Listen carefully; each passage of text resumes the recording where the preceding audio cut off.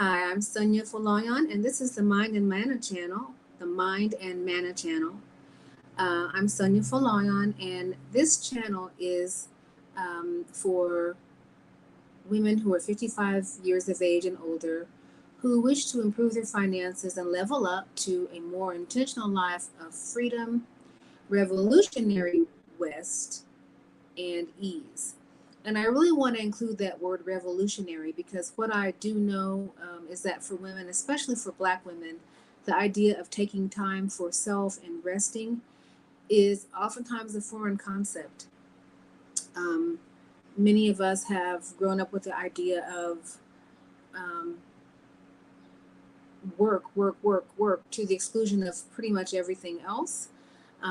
Not so much because that's the natural state of being, but because sometimes that's how it has had to be out of necessity, or many of us have been in very competitive work environments or educational environments where we have felt the need to perform and outperform our peers, oftentimes our white peers, because the reality of it is that we often have had to work twice as hard to get half as far or to get the notice that we are really entitled to because of the qualifications that we have gained.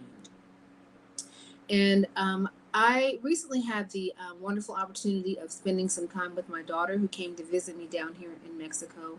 And we had a number of talks about the importance of rest. And what I am finding is that the younger generations are actually taking this message to heed a lot earlier than many of us have done. And I also think it's a natural evolution, a natural evolutionary process, because I know that my mother and her mother, my four mothers, worked very hard to get me to the point where I could um, take advantage of opportunities that they didn't have. And I really do feel that every generation has the responsibility to make things a little bit easier for the ones that are coming behind them. So I feel that I'm sort of on the cusp of two places. One where I have come to find out and come to learn for myself that I cannot take seriously enough the importance of rest and respite. Um, I mean, I love to work, I love to be about being on purpose, but it's really not. It's not fun. It's not healthy to sacrifice your health and your rest and your overall well-being. Of course, is a part of that. I also want to say too that it's not even a matter of poverty or issues. Personally, I didn't grow up in poverty. I had two working class parents who took very good care of us, but I still got that the message to work almost to the exclusion of everything else just because of the competitive environments that I have been in most of my life. So I find myself now in my 60s at a point where I am able to kind of relax and reflect upon some things.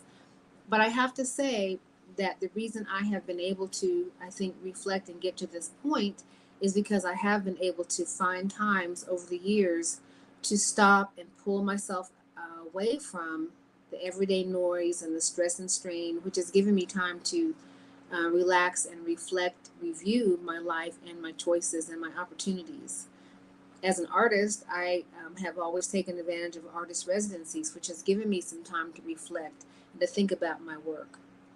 But what was life changing for me was a year ago, I took a summer sabbatical and I was out of the country this time for the longest time that I'd ever been away, which was for about 8 weeks, about 8.5 weeks. And what I can say is that that time that I was able to unhook from everything that was familiar for that amount of time was life changing for me. Well, so one of the things that I would really encourage people to do is to find a way to take that sojourn that you need for yourself. That time is going to be different for everyone. If you are a person that's been accustomed to taking 2 weeks, I would encourage you to take four. I was always accustomed to having 4 or 5 weeks off. So for me to take 8 or 9 was a stretch for me. It was a different experience, but it gave me an entirely different experience. If you're catching this on the replay, please let me know if this information has been helpful for you, because I do want to kind of keep track of what's going on here. I do want to remember to say, ask you to please like, subscribe, and share this channel. I do want to be of support and help and inspiration, and I would really appreciate that support. I wanted to also say too that this is titled Readjustment. I've had the experience of moving in and out of countries. This year has been a very special year for me, as I have actually left the United States to live elsewhere abroad. I was recently in the United States for about really about 6 weeks. During that time, I had experienced the deaths of several relatives and a close friend. So my time back in the United States took some different turns. I took some trips I hadn't planned to take. But what I am consciously aware of right now is just how tired I was the whole time I was there. Part of it was the travel, of course. Part of it was the nature of the travel. But it was also the pace, just keeping up with the hustle and bustle of everything, keeping up with how much everything cost, how much gas was, how much I was paying for food, how I was navigating where I was going to stay. I was just amazed, really, at how much food prices have gone up. I think everyone is expressing that. But having come from another country and environment where the pace is very different was really startling to me. And I think also the readjustment that I had coming back I was very surprised. I was here in Mexico this time last year for the summer. There is a higher elevation here to get accustomed to. We're about a mile high here, where I am in Mexico, which is similar to where I would be if I were in Denver, Colorado. I also came back in the hottest month of the year, which is May. So I'm taking those factors into consideration. But just in terms of the conversations that I've had since I've been back, they're not stressful conversations. They're not about all of the tragedy that's happening on. It's not all bad news. It's not a constant barrage of information that's negative and fear-based. And I think that has been, I've been very surprised by that, even in terms of the conversations I've had with family and friends that I've had here in Mexico. I have another couple of friends who are in the United States right now, and they're saying the same things. So I would just really encourage you to take some time for yourself, unhook from what's regular, really find a way to step out on faith. What I know is that most people have common sense, use good judgment. So I'm not expecting or asking anyone to do anything wild or irresponsible, but find a way to take some time out for yourself in a way that's a stretch from what you're accustomed to doing. I think it will provide just an amazing new perspective on your life. Many of us are reevaluating our lives after the COVID shutdown and what that means in terms of what our work looks like. But I just really want to encourage you to take some time out for yourself, to do some self-reflection, because it's so important, and to find new ways to be kind to yourself. If we're loving ourselves and taking care of ourselves, it really creates so much more room for us to be kind and loving to the people that we really, really, really love and care for. I think it's just so important.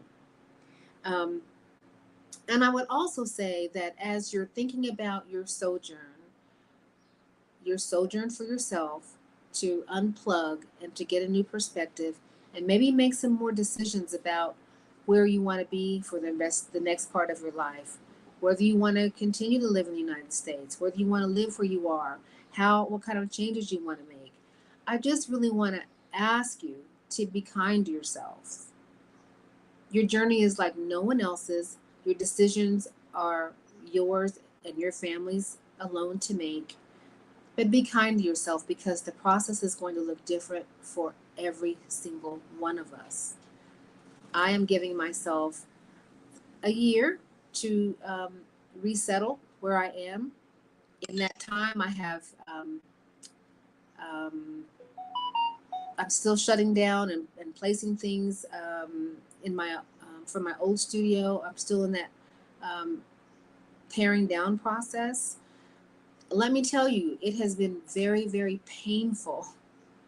It has been so painful to downsize because for me, it has been a process of going through every aspect of my life: photographs, pictures, deeds, marriage licenses, divorce decrees, my baby's pictures, baby clothes, my baby clothes, pictures of my ancestors, um, all the little collections that I've collected over the years. Really having to make decisions about all those things.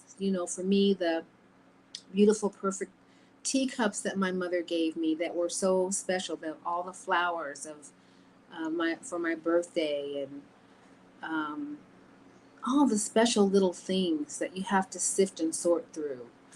Um, Change is a process. It's not an easy process. It can be painful.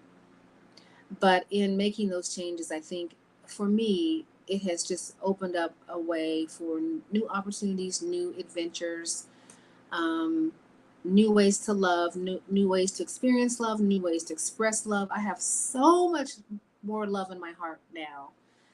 And I'm so open for the future. And I just really want to encourage you, if you're thinking about, if you're tired of that rat race that you're on, if you're on that hamster wheel, which can be so exhausting, take some time out, you know, figure out what you need to do to get unhooked and unplugged and nurture yourself in that special way. So, those are my words of encouragement for today. Didn't want to be on here very long, but I thank you for supporting this channel. Um, if you would like to further engage with me, please do so. I will also put some information in the bio of this chat once it's up. I'm still kind of figuring out the YouTube thing. But I just wanted to get on here today. Today's been a really relaxing day for me. I met some new friends and we've just had a really relaxing afternoon, and we were all kind of talking about this same theme today. So I wanted to share it with you. So thank you again. Again, this is Mind and Manna. Please like, share, and subscribe. And I look forward to talking to you the next time. Thanks.